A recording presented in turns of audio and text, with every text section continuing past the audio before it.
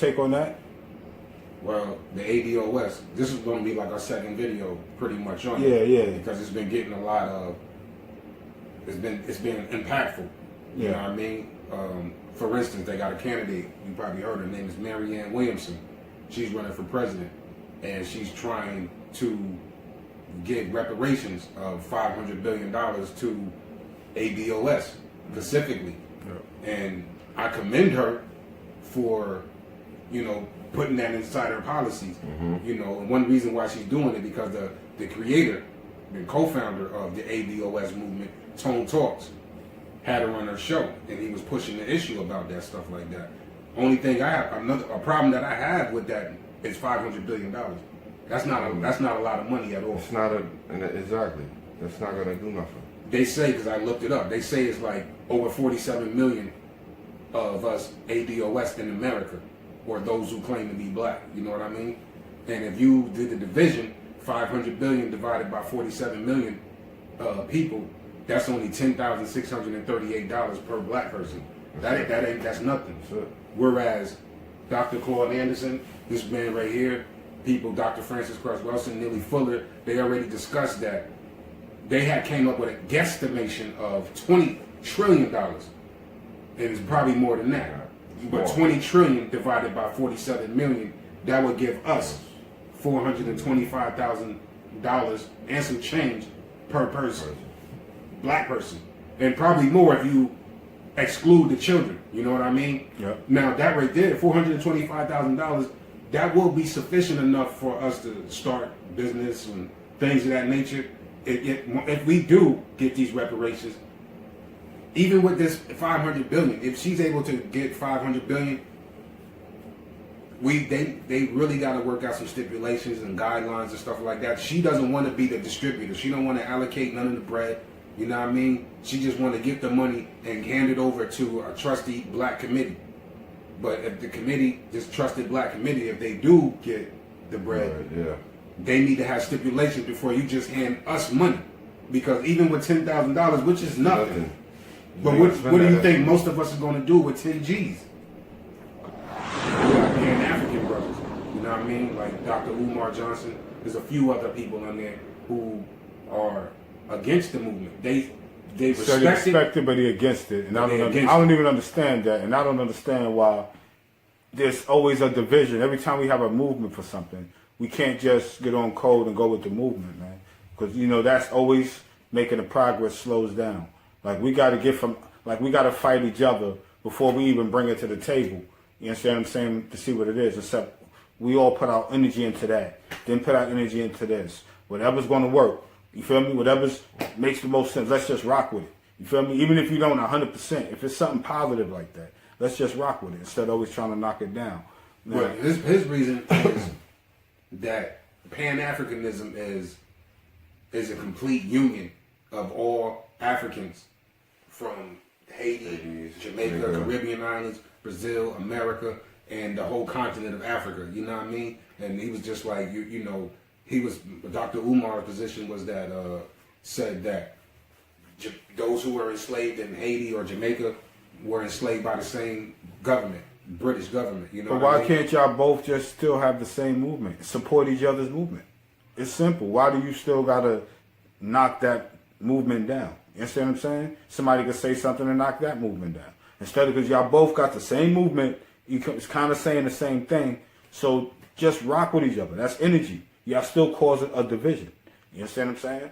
It's always a separation. It's always going to be a separation because there's always going to be somebody, you know, well, you think you're better than this one. You know what I mean? Dudes got to stop letting their egos and stuff get involved. Let me ask you a question. There was another brother up there that said there was a bill kind of similar to that, the 331 bill. I think you read some of that, if you don't mind. Well, I was going to get to that. What you talking about, Kevin Barringer? Yeah, the Kevin Barringer situation. Yeah. But you know, then that also goes along with Kevin. He's also not in supportive of the ADOS movement. You know what I mean? And that goes right back to where we was talking about $500 billion and everybody getting $10,000. That's nothing. You won't be able to buy land. None of that stuff. 425,000. If we was to get 20 trillion, the government is not giving up $20 trillion to Not for black that, people. because it's not for that. Not that. No. 500 billion, and they might do that shit, and they see like, oh, the only thing we're gonna give black people 10,000. And if they do that shit, then what? Now they're gonna be like, shut the fuck up. We don't owe y'all shit no more. We're paid. Then how we gonna get treated? You know what I mean? Still gonna be the same, back to the same thing anyway. Still gonna be get treated like shit. So when you asked about what's called the House Congressional Resolution 331, you're talking about Kevin Barringer was talking about he's a dragon lord, and he was saying fuck ADOS. That's just how he say it. Fuck American descendants of slaves. He feels like that because you motherfuckers. He said it just like this. You motherfuckers want to call you a slave? Go ahead and call you a slave because it's going to get you nothing. So even the $500 billion that we're talking about, even if they was to give us $10,000 a piece, it still ain't going. It don't mean shit. But at the same token, you ain't gonna get it because the Dred Scott case, he tried to get himself free and try to get reparations from and stuff like that. And it's in the Constitution that if you are a slave, African or black, you get nothing. You're nothing. America owes you nothing.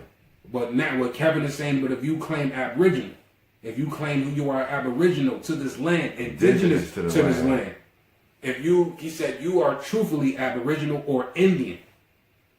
So mainly what he's saying about that, you're owed more than just money. You're owed this entire country. They depleted you of your wealth, resources, your land, everything.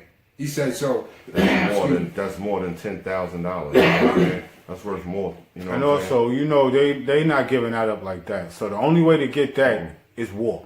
You understand what I'm saying? The only way to get that is to go to war if you're going to try to get the country back. Well, Kevin's idea was like him saying that the only way to get that is you studying the Black Laws Dictionary and learning who you are, your tribe, and learning how you contributed as being indigenous to this country, to this government, and to the United States, which says right here in the House Congressional Resolution 331. A concurrent resolution to acknowledge the contribution of the Iroquois Confederacy of Nations to the development of the United States Constitution and to reaffirm the continuing government-to-government relationship between Indian tribes and the United States established in the Constitution. Remind you, the key word, continuously. Continuously. They continue, so that the Indians are still getting their money. These reservations, the casinos, whatever else they got popping, you don't really hear them. You don't really hear nothing about them. You don't really hear about them because they did what they supposed to do. But we black people, we've been trained to accept slave as who we are, or we're not indigenous to this land. That we're all from Africa, and we're not. We claim land over here. So Exactly. So then they used to tell us, if you can prove you got Indian in your blood, you can get that. But come on, we can't. We not going there to give our blood to see if we got Indian. You don't even know what y'all doing with it anyway. So like you were saying, like it could, unless we're going to study the Black Laws Dictionary, like he was saying, which is a book that's like 2,000 pages about this thing. And not too many people's going to read that. They're not going to read it. They're not going to take their time. Everybody is on their phone. They make sure our attention spans are shorter than ever. You know what I mean? They make sure that we are. So a lot of us just accept the term ADOS. Now, do you have a problem with ADOS? Like, do you have a problem with the movement? Or what is I'm supporting anything positive, man. I don't gotta, I don't like to fight over the small things. The issue is bigger than that. It's bigger than that. It's bigger than what the name is. I would support his movement and I support Umar's movement. I support both of them, and I will hope they support each other's movement, man. You understand what I'm saying? I don't got a problem with any of those movements at all. But that's what it should be. But it's just not Umar. That's And the other dude that you said about, what's his name again? That you was just talking about, Kevin Barringer. And it's not just them because Kevin Barringer is a Moor. So Moors are black people. They don't like that term. Moors are melanated people like us. And you know what I mean? They're against it. You know what I mean? Pan-Africanism is about the union of all African people in this world. So they're going to be against it because it goes against what they're trying to do. And W.E. Du Bois is the founder of the Pan-African movement, you know what I mean? And Messiah Marcus Garvey is the one that continued that, you know what I mean? And, you know, working together with all African people and stuff like that. But it come to the conclusion that everything that we did, the reason why the ADOS movement is becoming impactful like that, because it came to the conclusion, like Dr. Claude Anderson would tell you, like a lot of laws got established based on the civil rights movement. You know what I mean? A lot of immigrants came over here and got wealthy, you know, white immigrants, all kind of Indian immigrants, Japanese Indian immigrants. You came over here because the slave, you know what I mean? We black slaves did the hard labor and stuff like that, and you got to the fruits of the labor of what the whites were giving you, and we ain't getting none of that stuff. So when the civil rights movement finally came about and stuff like that, by then you already got mad immigrants of Italians, of Spanish people, of Japanese, Chinese. You got all these people over here getting the fruits of labor, and we ain't getting shit. And some of those immigrant laws were established because of us.